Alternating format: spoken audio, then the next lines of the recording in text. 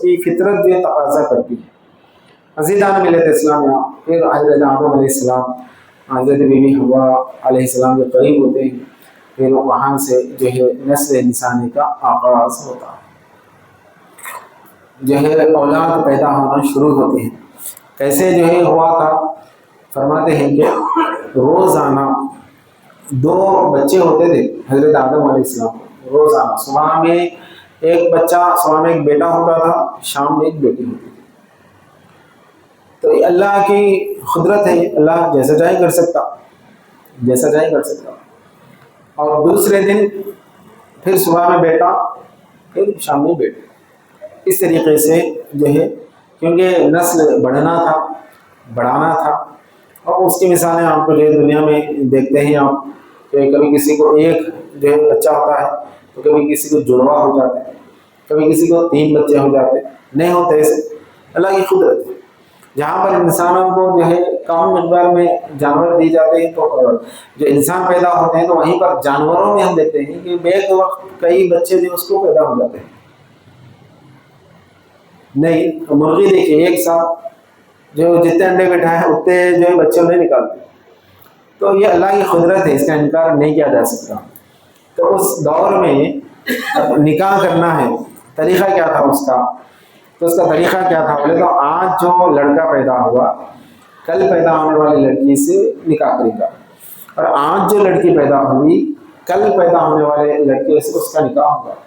یعنی ایک ہی دن میں جو لڑکا لڑکی پیدا ہوتے ان کے درمیان سگے بھائی بہن کا رشتہ تھا، دوسرے دن پیدا ہونے والوں کے ساتھ نہیں تھا، اور اس شریعت میں یہ جائز بھی تھا۔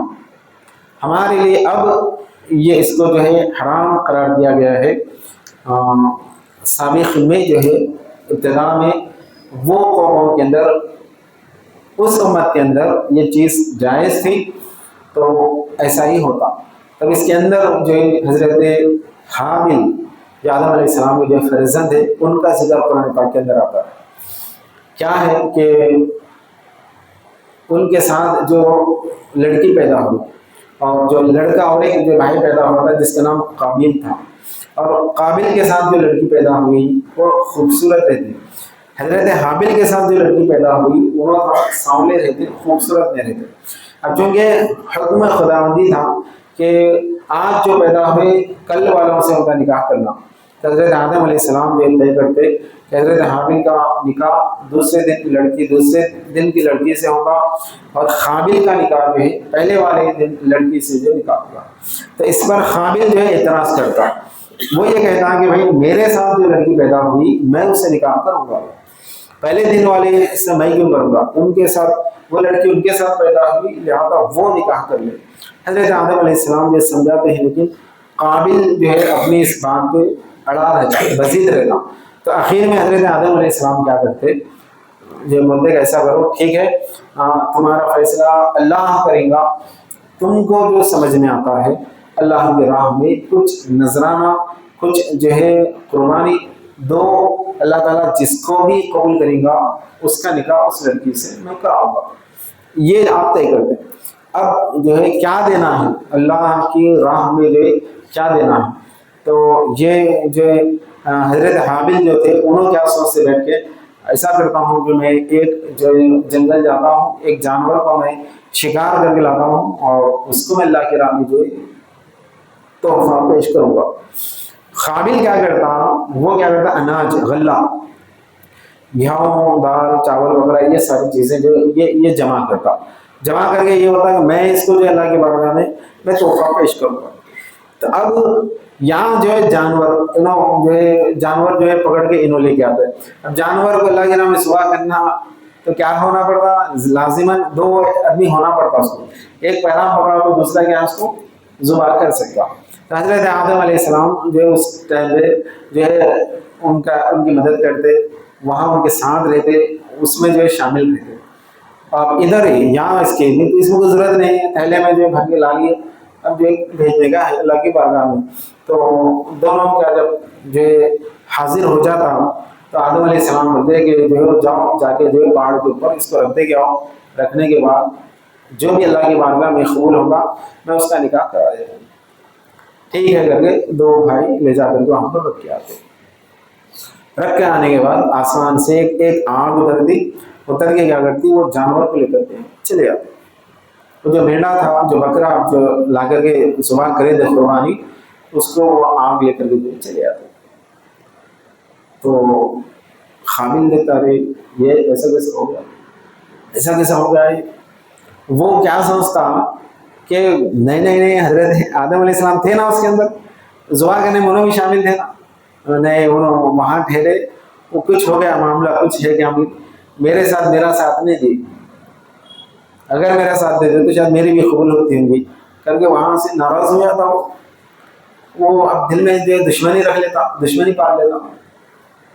अब हजरत हाबिल की दुश्मनी जो है काबिल के दिल में बढ़ते रहती, अब उसको बेचैनी रहती।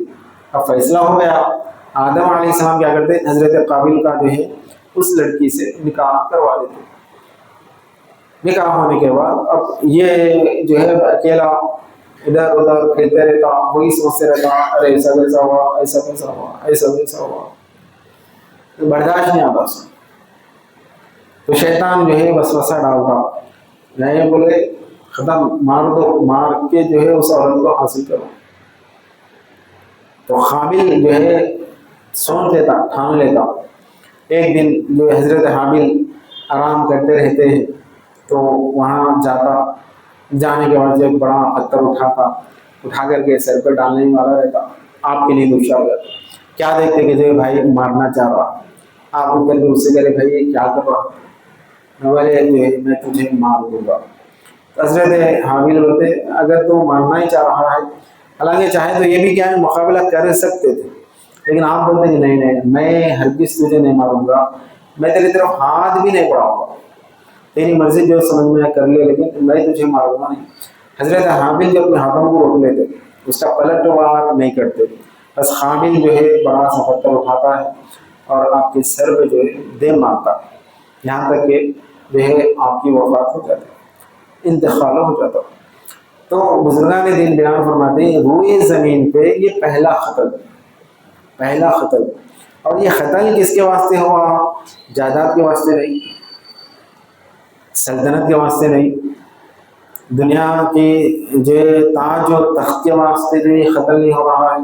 ये ख़तल किसके वास्ते हो रहा है, एक औरत के लिए ख़तल हो रहा है। तो औरत जो है इंसान के लिए हमेशा आजमाइश रही है, औरत क्या है, हमेशा आजमाइश रही है। इसलिए जो है हुक्म दिया गया है कि औरतों के मामले में नहीं जाना, औरतों के मामले में नहीं जाना। जब तक इंसान बेशादीशुदा कंवारा रहता है उस वक्त तक उसके ख्यालात परागंदा रहते हैं। इसलिए अव्वल वक्त जो निकाह करने का हुक्म दिया गया है इस्लाम के अंदर, ताकि उसके ख्यालात, उसकी जो है जहन की जो हिफाजत हो सके। औरत ऐसी बला है, औरत इतनी आजमाइश की जो चीज़ है कि इंसान वहाँ पर जो है साबित खदमे का मुजाहरा करना बहुत बड़ी जो बात है। अज़ीज़ान मिल्लत इस्लामिया, इंसान फरिश्ते भी जब हजरत आदम अलैहिस्सलाम को जो जब उतारा गया, फरिश्तों से बहस हुई थी ना, फरिश्तों से मुनाजरा हुआ था, ऐसा कैसा हम जो है ज़्यादा तेरी पाकी बयान करते हैं, हम जो है ज़्यादा हकदार है। तो उसमें अल्लाह ताला जो है क्या किया, फरिश्ते बोलते हैं कि जो है ये लोग दुनिया में जाएंगे तो लड़ाई झगड़ा करेंगे, जंग व जिदाल करेंगे, खून खराबा करेंगे करके इस तरह अल्लाह के सामने जो है बयान करते हैं। और रिवायतों में ये भी आता है कि इंसान के दुनिया में ज़मीन पे आबाद होने से पहले जिन्नात रहा करते थे, और जिन्नात हमेशा जो है खून खराबत होते थे। तो अल्लाह ताला क्या कर रहा हूँ, जिन्नात को हटा करके फिर इंसानों को जो है यहाँ पर आबाद करा बसाया है। तो अब जिन्नात रहते हैं लेकिन हमको दिखाई नहीं देते। अब हमारी जो है यहाँ पर सल्तनत चलती है, तो फरिश्ते क्या करते थे, बोले थे ना, लड़ते रहते झगड़ते रहते करके। तो अल्लाह ताला जो है ठीक है मजाक उड़ा लेना, ऐसा करो कि तुम रोज़ाना जो है जाओ दुनिया के अंदर, देखो कि मेरे बंदे जो है कैसे जिंदगी गुजार रहे हैं। तो अच्छी बात है बोलिए, दो फरिश्ते रोए ज़मीन पे जो आते हैं, आने के बाद देखते हैं कि अरे लड़ाई कर रहे हैं, झगड़ा कर रहे हैं। हजरत जो हाबिल को जो मार दिया गया है, भाई भाई को मार दिया, فرشتے جو یہ ساری چیزیں جو دیکھتے رہتے ہیں اور مزے لیتے رہتے ہیں، مذاق اڑاتے رہتے ہیں، اس طرح جو چلتے رہتا ہے. ان لوگوں کا نام تھا ہاروت اور ماروت. تو کہتے ہیں کہ ان لوگوں کو تھوڑا نفس کا حصہ، تھوڑا سا نفس، فرشتوں کو نفس نہیں رہتا. نفس یعنی کھانے کی خواہش، یعنی پینے کی خواہش، نفسانی شہوت کی جو ہے خواہش، یہ ساری چیزیں کیا نفس جو پیدا کرتا ہے. تو وہ نفس جو انسان کے اندر رکھا گیا ہے یہ کیا کرتا ہے بولے تو انسان کو گناہ کرنے پہ ہمیشہ گناہ کرنے کی طرف مائل کرتے رہتا ہے. تو یہ تھوڑا حصہ جو فرشتوں کو دیا گیا. پورا اگر دیتے تو نہ جانا کیا کرتے فرشتے، تھوڑا حصہ دے کر کے اللہ تعالیٰ ان کو جو ہے زمین پہ ایک حصہ ہے اور ان کو ایک دعا سکھاتا، اس میں اعظم کی تعلیم دیتا. دینے کے بعد جو اللہ کہتا ہے کہ اس کو تم پوشیدہ رکھنا، کسی بندے سے کسی انسان سے اس کو ظاہر نہیں کرنا. اب وہ اس میں اعظم کو دعا لے کر کے فرشتے جو زمین پہ آتے ہیں، سارے حالات لوگوں کے دیکھتے ہیں، پھر واپس چلے آتے ہیں، آتے رہتے، ایسا چلتے رہتا. تو ایک دن کیا ہوتا، وہ فرشتوں کی نظر ایک خوبصورت عورت پہ پڑتی. عورت پہ پڑنے کے ساتھ ہی کیا ہوتا، عورت کے عاشق ہو جاتے ہیں. تو نفس ایسی چیز ہے، فرشتوں کو بھی ملا تو فرشتے بھی کنٹرول نہیں کر سکتے. تو انسان اگر اپنے نفس پہ قابو کر لیا تو فرشتوں سے بھی اعلیٰ ہے. بولے انسان اپنے نفس پہ کنٹرول کر لیا تو انہیں فرشتوں سے بھی اعلیٰ ہے. فرشتے کنٹرول نہیں کر سکے. عورت کی محبت میں مبتلا ہوئے. اب روزانہ اب تک کیا تھا، لوگوں کے حالتوں کو دیکھنے کے لیے دنیا میں آتے تھے، اب ایسا نہیں تھا. اب وہ عورت سے ملنے کے لیے آتے رہتے ہیں، روزانہ عورت سے ملنے کے لیے آتے رہتے ہیں. تو ایک دن جو ہے عورت سے بولتے ہیں کہ ہم تجھ سے شادی کرنا چاہتے ہیں.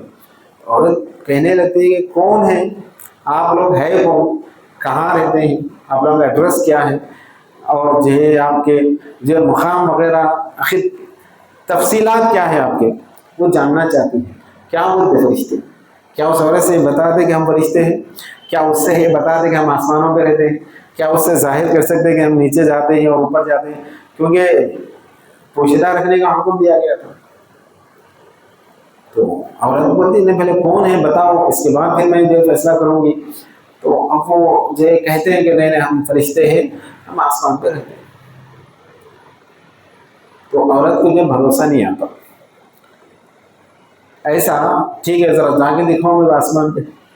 کیسے جانا آسمان پہ، اور دعا پڑھے تو آسمان پہ جاتے ہیں. اور اس میں اعظم کسی کو بتانے کا حکم نہیں ہے. اب جو ہے اس کو ثابت نہیں کر سکتے تو عورت کیا کرتی، شراب اچھے پیالے جو ہے منگا کر کے فرشتوں کو جو ہے خوب پلاتی. پلانے کے بعد ایسا نشہ چڑھ جاتا کہ اس نشے کے حالت میں اپنا سارا راز جو ہے بیان کر دیتے. کرنے کے ساتھ ہی وہ جو اسم اعظم کی جو دعا تھی وہ عورت سن لے کر کے وہ پڑھ کر کے ختم، آسمان پہ چلے جاتے. اور وہ بولنے کے ساتھ ہی فرشتے جو ہے وہ دعا ان کے ذہن سے چلے جاتے. اب بھول گئے، اب وہ دعا یاد آتی نہیں، وہ پڑھ سکتے نہیں، وہ پڑھ جا سکتے نہیں، اور زار و خطاب ہوتے. اب عورت وہ دعا پڑھ کر کے جو ہے آسمان پہ جا رہی ہے تو آسمان پہ کہاں اس کے لیے مقام، کہاں اس کے لیے ٹھکانا. تو اللہ تعالیٰ جو ہے حضرت جبریل علیہ السلام کو حکم دیتا ہے کہ اس عورت کو گرفتار کر لو، اور اس کو جو ہے پکڑ لیا جاتا ہے. اس کو پھر کیا کرے، ستارہ اللہ تعالیٰ چونکہ آپ آسمان پہ چلے گئے نا، تو آسمان کے مقام پہ کیا ہے، بلندی پہ ستاروں کا مقام ہے، اس کو بھی ایک ستارہ بنا کر کے وہاں پر رکھ دیا جاتا. پھر فرشتوں کا کیا، اور فرشتے ایسا زار و خطاب ہوتے خوب روتے. رونے کے بعد جو ہے اللہ تعالیٰ جو ان کے سامنے دو باتیں رکھتا، سزا تو ملیں گی، سزا تو ملنی ہی ہے. اب تم یہ سوچو کہ دنیا کی سزا ہونا نے آخرت کی سزا. وہ آخرت کی سزا دیکھے سو تھے، جہنم کا جو دیدار کرے سو تھے، جہنم کیا چیز ہے اس سے بخوبی واقف تھے. تو فرشتے کہتے ہیں کہ نہیں ہم کو دنیا کی سزا چاہیے. تو اللہ تعالیٰ جو حکم دیتا ایسا کرو، ان کو جو ہے قیامت تک دنیا میں ایک بولی کے اندر ایک کنویں میں الٹا جو ہے لٹکا دو. لہٰذا ان کو جو الٹا لٹکا دیا گیا. جن کا نام جو ہاروت اور ماروت ہے. یہ جو اس کا ذکر جو قرآن پاک کے اندر آتا ہے، جب ابتدا میں حضرت آدم علیہ السلام کے دور میں یہ لوگ جو ہے یہ مشاہدہ کرنے آتے تھے دنیا کا، تو ایسا تھا. لیکن اس کے باوجود بھی جہاں پر جو ہے لوگ جنگ و جدال، قتل و غارت گری کرنے کے ساتھ ساتھ دنیا میں کچھ ایسے بندے بھی ہیں جو راتوں میں اٹھ کر کے اللہ کو یاد کرتے رہتے ہیں، اکیلے میں آنسو بہاتے ہیں، اللہ کو یاد کرتے ہیں. وہ بندے اللہ کو پسند ہیں. اللہ ان کے توفیل سے اس دنیا کو جو ہے اس جہاں کو آباد رکھا ہے. حضرت آدم، حضرت جو حابیل کا جو قتل بھی ہوا وہ ایک عورت کے لیے، فرشتے بھی جو ہے گرفتار ہوئے عورت کی باتوں میں آ کر کے، عورت ایسی جو ہے بنا. اس لیے جو ہے عورت کو جہاں رکھنا ہے وہیں پر رکھنا، نہ سے زیادہ چڑھانا، نہ اس کو جو ہے ذلیل و رسوا کرنا. ایک حکمت کے ساتھ، یعنی انسان ایسی حکمت وہاں پر اختیار کرنا. حضور فرماتے ہیں کہ عورت کو اللہ نے جو ہے بائیں پسلی سے جو بنایا ہے، جو کہ ٹیڑھی تھی، اگر اس کے اندر یہ فطرت میں چیز رکھ دی گئی ہے کہ وہ ہمیشہ ٹیڑھا سوچتی، عورت کے ہمیشہ ٹیڑھا سوچتی. اگر اس کو آپ سیدھا کرنے کی کوشش کریں گے تو وہ ٹوٹ جائیں گے مگر سیدھی نہیں.